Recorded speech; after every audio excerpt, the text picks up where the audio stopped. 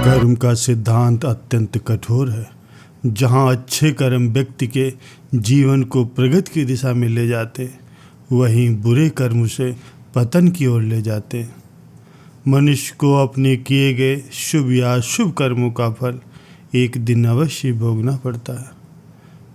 गोस्वामी तुलसीदास जी ने श्री रामचरितमानस में ये बताने का प्रयास किया है कि जो व्यक्ति जैसा कर्म करता है उसे वैसा ही फल भुगतना पड़ता है। इसलिए ये बहुत ज़रूरी है कि हम अपने कर्मों का लेखा जोखा करें। हमारा अगला जन्म किस प्राणी के रूप में होगा, किस प्रकार से हमें अगला जन्म मिलेगा, ये सब कुछ हमारे अपने किए गए कर्मों पर ही निर्भर करता है। जो व्यक्ति अपने जीवन में बुरे कर्म करता है उसे मरने के बाद भी उनकी कीमत चुकानी पड़ती है।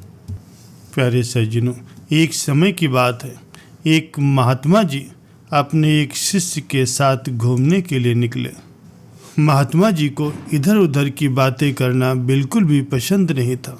कम बोलना और शांत रहकर अपने काम से काम रखना महात्मा जी को पसंद था। लेकिन उनका शिष्य बड़ा ही बातूनी था। वो सारा दिन इधर उधर की बातें ही किया करता था और दूसरों की बातों से उसे बहुत आनंद आता था। चलते चलते जब महात्मा जी और उनका शिष्य एक तालाब के पास से गुजर रहे थे तो उन्होंने वहाँ एक मछुआरे को पानी में जाल डालकर मछली पकड़ते हुए देखा। शिष्य को ये बात बहुत बुरी लगी और वो मछुआरे को अहिंसा परमो धर्म का उपदेश देने लगा। लेकिन मछुआरा उसकी बात समझने को तैयार ही नहीं था। पहले तो मछुआरा शिष्य की बात को टालता रहा, लेकिन जब शिष्य उसकी बात नहीं माना तो फिर दोनों के बीच में लड़ाई झगड़ा शुरू हो गया। जब वे दोनों आपस में बहस कर ही रहे थे तब तक महात्मा जी थोड़ा आगे निकल गए। लेकिन जब महात्मा जी ने दोनों को आपस में झगड़ते हुए देखा तो फिर वापस लौटे और शिष्य को अपने साथ चलने के लिए कहा और शिष्य का हाथ पकड़कर महात्मा जी उसको अपने साथ ले गए। महात्मा जी ने शिष्य से कहा, बेटा, हमारा काम तो सिर्फ लोगों को समझाना है, लेकिन भगवान ने हमें सजा देने के लिए इस धरती पर नहीं भेजा।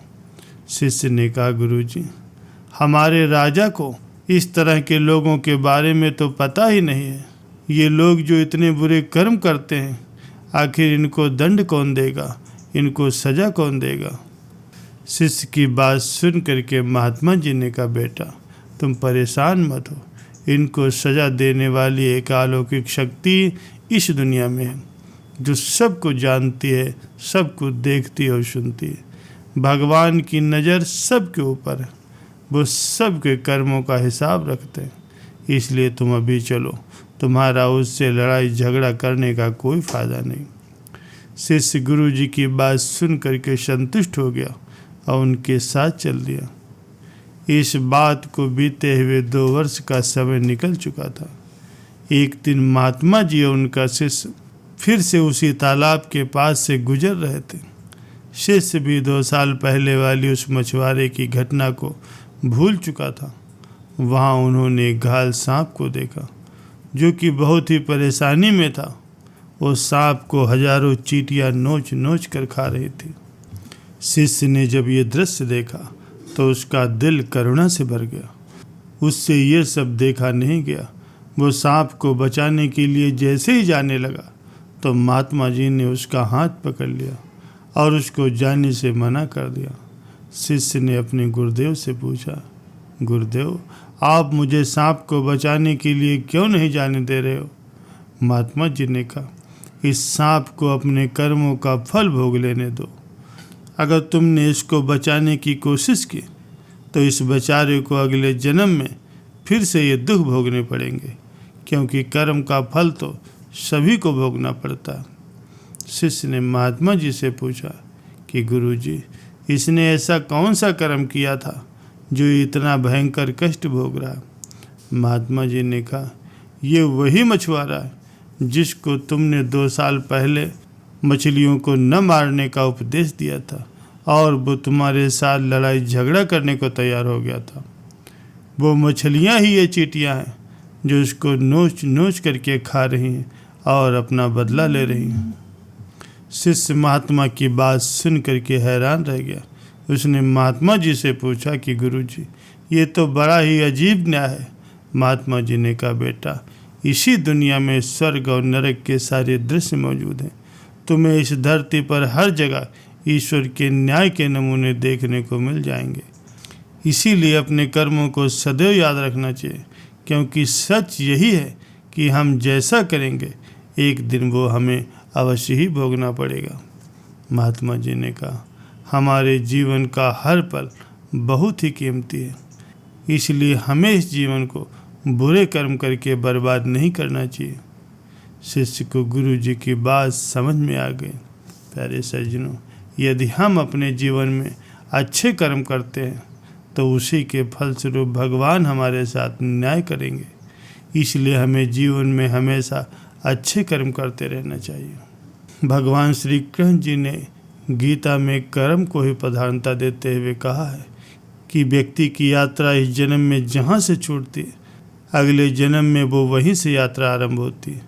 जो प्रकृति के नियमों का पालन करता वो परमात्मा के करीब है। लेकिन ध्यान रहे, यदि परमात्मा भी मनुष्य के रूप में इस धराधाम पर अवतरित होता तो उन सारे नियमों का उसे भी पालन करना पड़ेगा जो कि सामान्य मनुष्यों के लिए। प्यारे सज्जनों, कर्म किए बिना तो एक क्षण भी कोई व्यक्ति नहीं रह सकता। कर्म हमारे अधीन है लेकिन उसका फल नहीं। संत जन हमेशा से यही कहते रहे कि सदैव अच्छे कर्म करो और बुरे कर्मों का परित्याग करो, इसी में हम सबकी भलाई है। किसी संत से एक व्यक्ति ने पूछा कि महाराज, आपके जीवन में इतनी शांति, प्रसन्नता और उल्लास कैसे? इस पर संत ने मुस्कुराते हुए कहा, यदि अपने कर्मों के प्रति आप भी आज से ही सजग और सतर्क हो जाए तो ये सब कुछ आप भी पा सकते हैं। सारा खेल तो कर्मों का है। हम अगर अच्छा कर्म करते हैं तो हमें फल अच्छा मिलेगा, लेकिन आजकल के लोग अच्छे कर्म तो करते नहीं लेकिन फल अच्छा चाहते हैं, तो ये भला कैसे संभव हो सकता है? इसलिए यदि आप अपने जीवन में सुख, शांति और समृद्धि चाहते हैं तो सदैव अच्छे कर्म करो और कोई भी ऐसा कर्म न करो जिससे किसी को कष्ट हो।